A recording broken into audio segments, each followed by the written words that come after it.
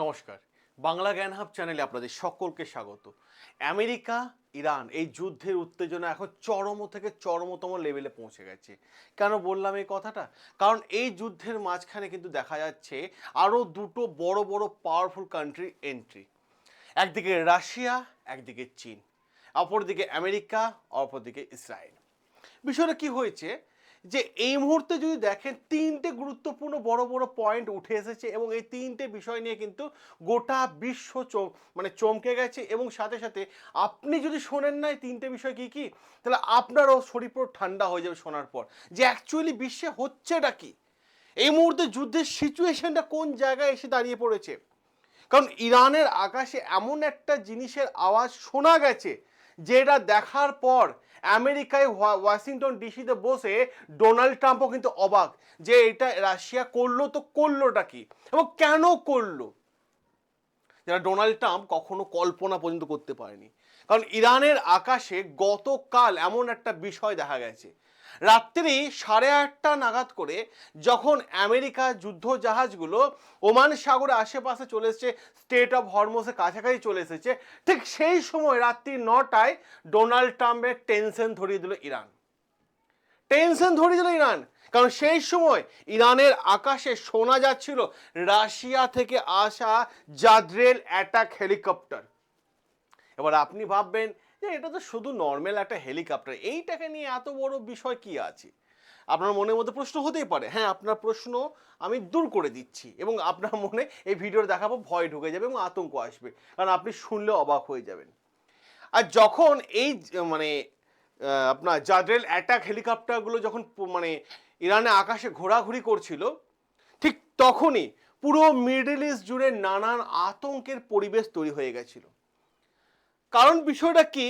কারণ নানান জায়গা থেকে নানান তথ্য আসা শুরু হয়ে গেছে। এই মুহূর্তে যে আর্টিকেলটা দিকে তাকান তাহলে আপনারা দেখতে পাবেন রাশিয়া কি করেছে, তাদের সব থেকে ভয়ঙ্কর অস্ত্র দিয়ে দিচ্ছে ইরানকে। MI-28 হেলিকপ্টার স্পটেড হয়েছে কোথায়? তেহরানের আকাশে। তেহরানের আকাশে দেখা গেছে। প্রথমেই আমি আপনাদের বলে রাখি, এইটা সাধারণ কোনো হেলিকপ্টার নয়, এটা হচ্ছে একেবারে মিলিটারি হেলিকপ্টার মশাই, সাধারণ হেলিকপ্টার নয়। আর এই আওয়াজটা তখন শোনা গেল যখন আমেরিকা কাল সারাদিন আনন্দের সাথে ঘোষণা করলো যে আমরা যাচ্ছি, আমরা আমাদের জাহাজ মিসাইল সব পাঠাচ্ছি স্টেট অফ হরমোজকে ব্লকেজ করার জন্য। আর যখনই রাত্রি 8:30 নাগাদ ডোনাল্ড ট্রাম্প ঘোষণা করলো যে হ্যাঁ স্টেট অফ হরমোজের দিকে 15টা জাহাজ তাদের এসে হাজির হয়ে গেছে, ঠিক রাত্রি 9টায় টেনশন ধরিয়ে দিল। গোটা বিশ্ব অবাক হয়ে গেল এই MI-28 হেলিকপ্টারের আওয়াজ শুনে। কারণ এই বিষয়টা তখন যখন ওই স্টেট অফ হরমোজকে দখল করার জন্য আমেরিকা এগিয়ে যাচ্ছে। দেখুন, আমি আপনাদের বলে দিই খুব সাধারণ ভাষায় যে MI-28 এই যে হেলিকপ্টার আপনারা দেখছেন না, এটা হচ্ছে দুনিয়ার বুকে সব থেকে ভয়ঙ্করতম হেলিকপ্টার। বলা হয় এ এমন ধ্বংসলীলা চালায় যে এর ওপর এখন কোনো হেলিকপ্টার এখনো পর্যন্ত আবিষ্কার হয়নি, এটা বলা হয়ে থাকে।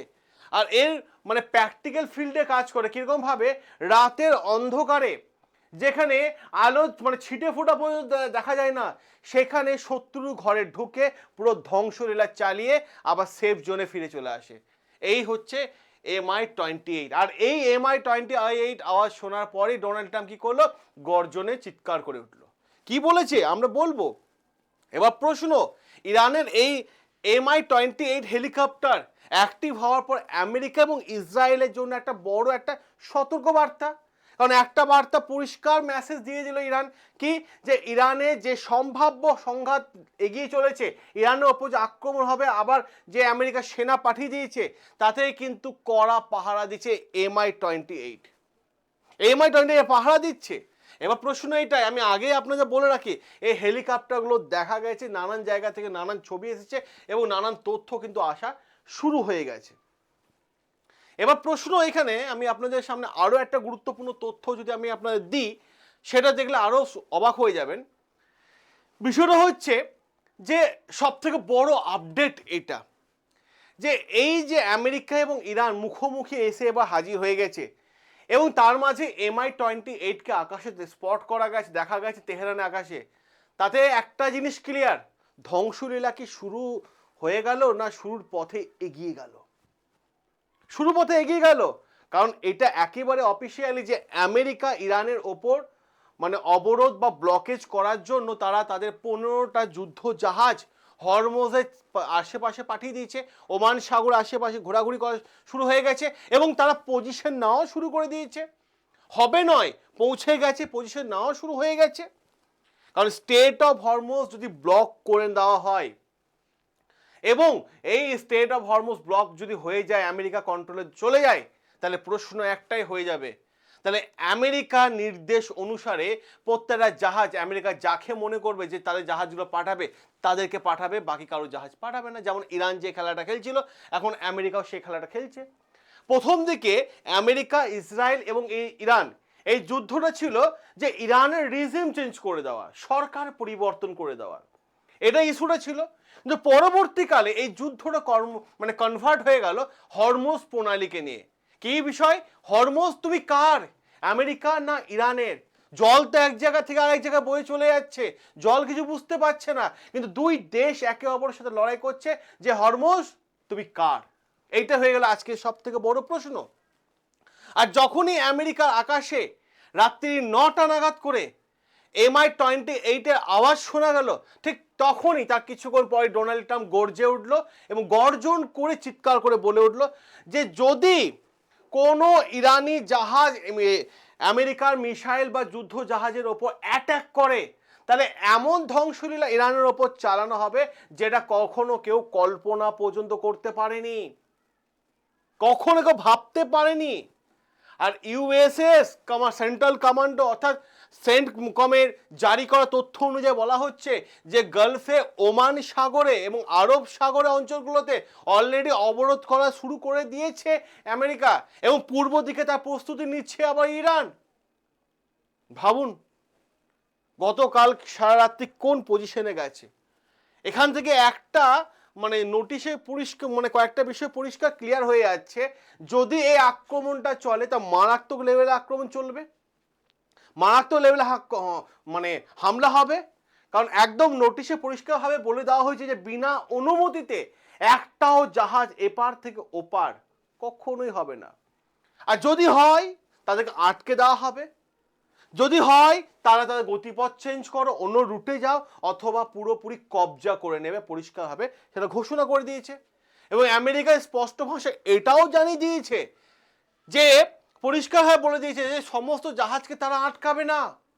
যে সমস্ত জাহাজগুলো ইরানের জাহাজ তাদেরকে আটকানো হবে, যে সমস্ত দেশ ইরানের কাছ থেকে তেল কিনে নিজের দেশে বেরোনোর চেষ্টা করবে সেই সমস্ত জাহাজগুলো আটকানো হবে। সোজা কথা যদি বলা যায়, ইরানকে একদম প্যারালাইজ করে দাও, বাকি সমস্ত জাহাজকে যেতে দাও। কিন্তু প্রশ্ন একটাই, ইরানকে ওই জাহাজগুলো সহজে যেতে দেবে? এই জায়গায় প্রশ্ন একেবারেই না, উত্তর হবে একেবারেই না। কারণ দুই দেশের মধ্যে এখন হরমুজকে নিয়ে লড়াই শুরু হয়ে গেছে, সমুদ্রের উত্তেজনা মারাত্মক লেভেলে পৌঁছে গেছে, যে কোনো মুহূর্তে মহাবিনাশকারী যুদ্ধের সূচনা কিন্তু হয়ে যাওয়ার সম্ভাবনা প্রবল থেকে প্রবলতম রয়েছে। আর একটা বিরাট ধ্বংসলীলা সৃষ্টি হতে চলেছে, যা এই মুহূর্তে সিচুয়েশন দেখে মনে হচ্ছে, মনে হচ্ছে। কারণ একদিকে ইরানের হুমকি, অপরদিকে আমেরিকার হুমকি, দুটো হুমকি মিলিয়ে এক হয়ে গেল। এবার যখন ওমান সাগরের কাছে এবং আরব সাগরের কাছে আমেরিকার টোটাল 15টা যুদ্ধ জাহাজ চলে এসেছে, এবার আপনাদের মাথার মধ্যে প্রশ্ন হবে, তাহলে ইরান কি করছে? ইরান সাবমেরিন কি করছে? রাশিয়া তো সাবমেরিন পাঠিয়েছে, একটা নয় 6টা সাবমেরিন পাঠিয়েছে, তার মধ্যে 2টো নিউক্লিয়ার সাবমেরিন পাঠিয়েছে। সেইগুলো পজিশন কি? চলুন সেই ব্যাপারটাকে নিয়ে কিন্তু আমরা একটু ডিটেলসে আলোচনা করিনি। সেই ব্যাপারটা যদি দেখতে হয় তাহলে আমাদের কয়েকটা তথ্য জানতে হবে। দেখুন, অফিসিয়ালি ব্লকেজ শুরু হয়ে গেছে। এবার ইরান কি করছে, মিডল ইস্টে বেশ কয়েকটা বন্দরকে তারা টার্গেট করে নিয়েছে। কারণ ইরান জানে যে তাদের কাছে টেকনোলজি খুব একটা স্ট্রং নয়, কিন্তু কৌশলগত পথ তারা অবলম্বন করছে। আর আমেরিকা জানে যে তাদের কাছে টেকনোলজি স্ট্রং আছে। যখন স্টেট অফ হরমুজ তুমি কার এই বিষয় নিয়ে আলোচনা, দুই দেশ যখন সেনা পাহারা দেওয়া শুরু করেছে, ঠিক সেই সময় আবার আমেরিকাকে চাপে ফেলার জন্য মিডল ইস্টে 8খানা বন্দরকে কি করলো, ইরান টার্গেট করে নিয়েছে, একদম টানা টার্গেট করে নিয়েছে। এবং গতকাল রাতে তাদের বলা হয়ে থাকে গাদির ক্লাস মানে মিটের সাবমেরিনগুলোকে তারা পারস্য উপসাগরে এবং স্টেট অফ হরমুজের কাছাকাছি ইরান মোতায়েন করে দিয়েছে। এইটা হয়ে গেল ইরানেও একটা বড় ধরনের বলতে পারেন যে ডেভেলপমেন্ট হয়ে গেছে। এবং দাবি করা হচ্ছে যে বিপুল সংখ্যক মানে ডুবোজাহাজগুলো মোতায়েন করেছে ইরান এই মুহূর্তে, পাশাপাশি কি করেছে মিলিটারিও কিন্তু সেখানে পাঠিয়ে দিয়েছে যাতে যে কোনো মুহূর্তে বড় ধরনের অ্যাকশনকে আটকানো যায়। এবার প্রশ্ন হচ্ছে ইরান এমন কিছু যে স্টেট অফ হরমুজ দেখেছেন, স্টেট অফ হরমুজটা খুব একটা গভীরতা নেই, তো ওই অগভীর জায়গায় সাবমেরিন কীভাবে কাজ করবে তার জন্য ইরান একটা দারুণ প্ল্যান সাজিয়েছে। রাশিয়া থেকে ছটা বড় বড় সাবমেরিন এনে হাজির করে দিয়েছে। এবার যার ফলে ওমান সাগর থেকে হরমুজে কিন্তু এই মুহূর্তে ইরান যেতে পারছে, আমেরিকা যেতে পারছে না। আর এখানে বিশেষজ্ঞরা বলছে আমেরিকার কাছে এই মুহূর্তে ছোট এবং অত্যন্ত ভয়ঙ্কর সাবমেরিনগুলোর কোনো জবাব নেই, কারণ ইরান যে লেভেলে সাবমেরিন স্টেট অফ হরমুজে মোতায়েন করেছে, সাথে সাথে নাভাল মাইন সেগুলো জলের তলে রেখে দিয়েছে যে ওপর থেকে কোনো যুদ্ধ জাহাজ আসলে বা কোনো তেলবাহী জাহাজ আসলে সেগুলো ব্লাস্ট হয়ে যাবে অটোমেটিক। ওপর থেকে চলছে, উপকূল এলাকা থেকে চলছে টহলদারি, অপর দিকে চলছে ছোট ছোট নৌকাগুলোকে ভাসিয়ে রেখেছে, সাবমেরিনগুলোকে ভাসিয়ে রেখে দিয়েছে, সাথে সাথে ছোট ছোট যুদ্ধ জাহাজগুলো ভাসিয়ে রেখে দিয়েছে, ড্রোন দিয়ে নজরদারি চালানো হচ্ছে, আর মাঝখানে এসে চলে গেল MI-28। তাহলে ভাবুন কোন লেভেলে বিষয়টা কিন্তু চলে গেছে, কোন লেভেলে কিন্তু এই প্রত্যেকটা বিষয় যাচ্ছে। আর মধ্যপ্রাচ্যের সমস্ত বন্দরকে যদি টার্গেট করে দেওয়া হয় তাহলে তারা ব্যবসা করবে কিভাবে? সৌদি আরব, UAE, জর্ডান, বাহরাইন, এরা তেল বিশ্বের বিভিন্ন দেশকে, LPG বিভিন্ন দেশকে পাঠাবে কি করে? কারণ এখন ইরানের নজরে ওই বন্দরগুলো, কারণ যেভাবে কৌশলগত পথ অবলম্বন করে মিডল ইস্টে অর্থনীতিতে একটা ধাক্কা দিয়েছে ইরান, যার ফলে আমেরিকাকে তাদের মিটিংয়ে বসতে বাধ্য করেছে, ঠিক সেরকমভাবে যখন স্টেট অফ হরমুজের কাছাকাছি, ওমান সাগরের কাছাকাছি আমেরিকার জাহাজগুলো এসে পৌঁছালো, সেই সময় আবার একটা কৌশলগত পথ অবলম্বন করে আবার আমেরিকাকে চাপে ফেলে দিল ইরান। ভাবুন এই মুহূর্তে সিচুয়েশন কোন জায়গায়। এবার যদি দেখুন স্টেট অফ হরমুজ আবার যদি যুদ্ধের কারণে বন্ধ হয়ে যায় তাহলে তো আবার তো অর্থনীতিতে একটা বড় ধাক্কা চলে আসবে। আর এই মুহূর্তে সব থেকে উদ্বেগজনক প্রশ্ন এটাই, কারণ একদিকে আমেরিকার যুদ্ধ জাহাজগুলো স্টেট অফ হরমুজ ঘিরে ফেলেছে, পাশাপাশি ঘিরে ফেলেছে, অন্যদিকে ইরান গোটা বাণিজ্যিক পথ এবং পোর্টগুলো নিশানা করেছে এবং টার্গেট নিয়ে নিয়েছে। আর ইরানে এত বড় এই একটা পদক্ষেপ স্পষ্টভাবে ইরান বুঝিয়ে দিচ্ছে যে গোটা মধ্যপ্রাচ্যে ব্যবসা বাণিজ্য এবং সমুদ্র পথ পুরোপুরি অচল করে দেবে যদি স্টেট অফ হরমুজ আমেরিকা কন্ট্রোলে নেয়। ভাবুন একবার। আর এই সংঘাত শুধু দুই দেশের মধ্যে সীমাবদ্ধ নয়, কারণ মিডল ইস্টে অনেকগুলো দেশ জড়িয়ে পড়ছে। গোটা বিশ্বের সাপ্লাই চেন এবং গ্লোবাল ইকোনমির জন্য এই একটা মরণ ফাঁদ, এবং পুরো মিডল ইস্ট কিন্তু একটা অর্থনীতিতে বড় ধাক্কার দিকে আরো চলে যাচ্ছে। আর সব থেকে অবস্থা খারাপ হয়ে যাবে সৌদি আরবের, কারণ সে তেল বিক্রি করতে পারবে না, সাপ্লাই দিতে পারবে না, একদিকে সমুদ্র পথ নিয়ে আটকে পড়বে, আর অপরদিকে তাদের এয়ার বেস দেওয়ার জন্য ইরানের ওপর চাপ সৃষ্টি, ইরান তাদের ওপর করেছে চাপ সৃষ্টি, সব কিছু একদম মিনিটের মধ্যে অচল হয়ে যাবে। আর অপরদিকে আরও একটা গুরুত্বপূর্ণ যদি দেখেন, ইরানে হাজার হাজার মানুষ রাস্তায় এই মুহূর্তে নেমে আবার প্রতিবাদে শুরু হয়ে গেছে। আপনি ভাববেন যে যুদ্ধের আগে যেমন ইরানে প্রতিবাদ শুরু হয়েছিল ঠিক তেমনভাবে কি আবার প্রতিবাদ শুরু হয়েছে? না, এমনটা নয়।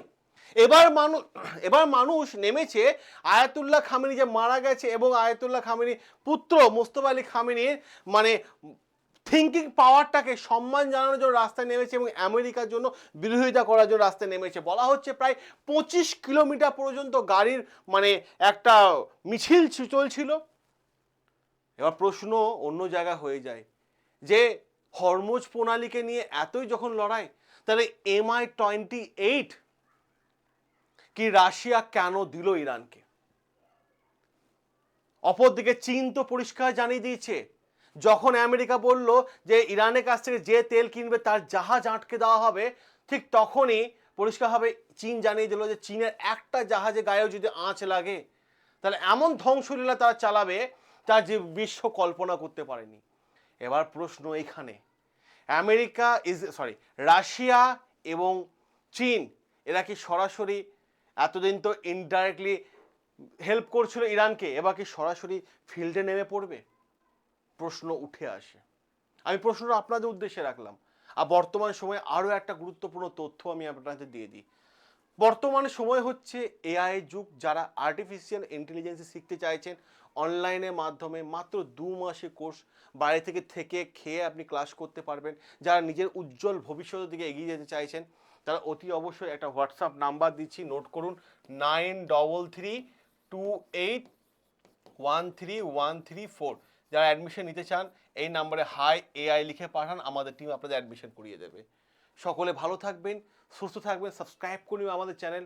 আর যে প্রশ্নগুলো আমি আপনাদের উদ্দেশ্যে রাখি সে প্রশ্নের উত্তরগুলো একটু দেবেন, কারণ আপনার প্রশ্নের উত্তর গোটা পৃথিবীর মানুষ দেখবে। যেখানে বাঙালি আছে, যেখানেই মানুষ বাংলা বোঝে, আপনার প্রশ্নের উত্তর সারা বিশ্বের মানুষ দেখবে। ভালো থাকবেন, দেখা হবে আপনাদের সাথে নতুন আরও একটা গুরুত্বপূর্ণ আর্টিকেল নিয়ে।